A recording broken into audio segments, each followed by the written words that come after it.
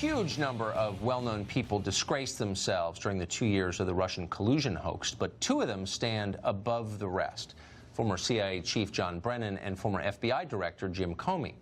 We expect lawmakers to grandstand on flimsy pretexts. That's what they do for a living. We don't expect much of anything from the news media. They're toadies and buffoons. But our most powerful bureaucrats are supposed to be, they need to be impressive. They have a lot of control over this country and the people who live here. We need them to be fair and smart and level-headed. John Brennan has shown himself to be none of those things. During his years serving Barack Obama, Brennan was known mostly for lying. Under Trump, he's become a full-blown, wild-eyed conspiracy nut.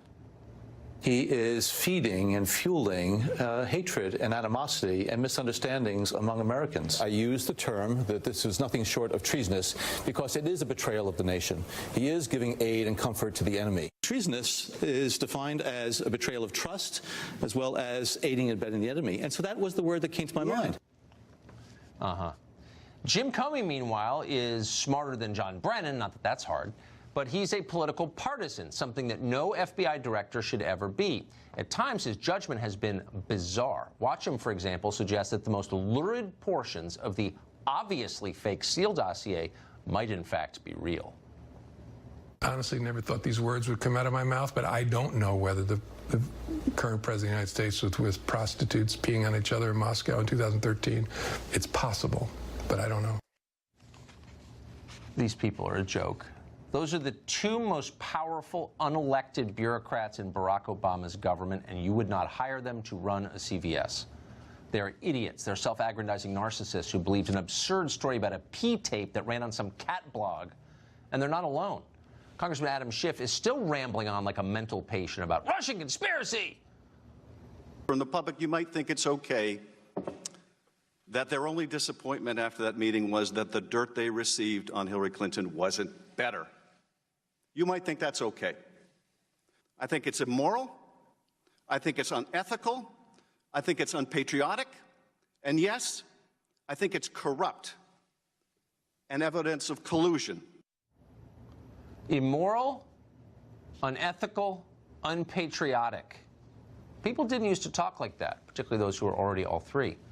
But it's not just Adam Schiff. The rest of his party is already joining the new conspiracy theory, and it's this. Bill Barr, the Attorney General, may look like a decent guy, in fact, a living stereotype of the traditional moderate Republican, but looks deceived. In fact, Barr is an enemy operative, a Putin stooge working secretly for Mother Russia. He cannot be trusted.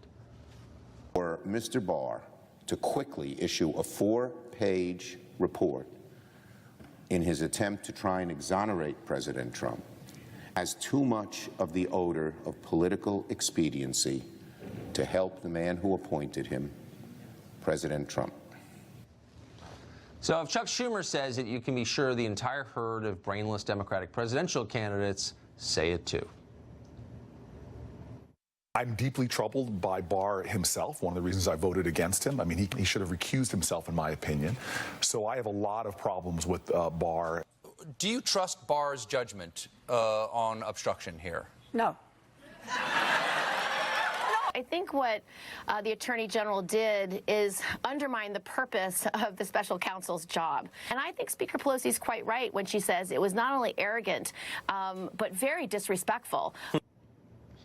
You know, it's really hard to overstate how dumb this is. We're searching for the words. We know a lot about Bill Barr. He's been in the public eye for 40 years. He was the Attorney General under George H.W. Bush. He gave money to Jeb Bush's 2016 campaign. In fact, it's hard to imagine that Barr even voted for Donald Trump. Not his kind of guy. And yet now, for some reason, Bill Barr has developed such a deep loyalty to Donald Trump that he's willing to destroy his own reputation, subvert American government, and commit crimes. Why? In order to help Donald Trump, his new love, hide his criminal Russian collusion. That's what they're telling you. It's ridiculous. It's insane. But they tell you a lot of things like that. With remarkable frequency, the people who are supposed to be the most impressive in our society fall for hoaxes that no normal person would ever believe. Jussie Smollett's transparently bogus hate crime. A dozen more just like it in the past 2 years. The fake Duke rape case, the even faker UVA fraternity rapes, the Cummington High School kids, They hated American Indians. Weapons of mass destruction in Iraq. The fraudulent FDA food pyramid that helped make America fatter and less healthy. Eat more breakfast cereal. That'll slim you down. They bought all of this and much more without even pausing. When creepy porn lawyer told them that Brett Kavanaugh was a sex criminal, they believed him. Then they told us that creepy porn lawyer would make a good president. These are the people who brag about how much they revere science. We're the party of science. And at the same time insist that you can change your biological sex by wishing it so. 40 years ago, these same people warned us a new ice age was coming. Now they shriek about global warming. They will literally believe anything.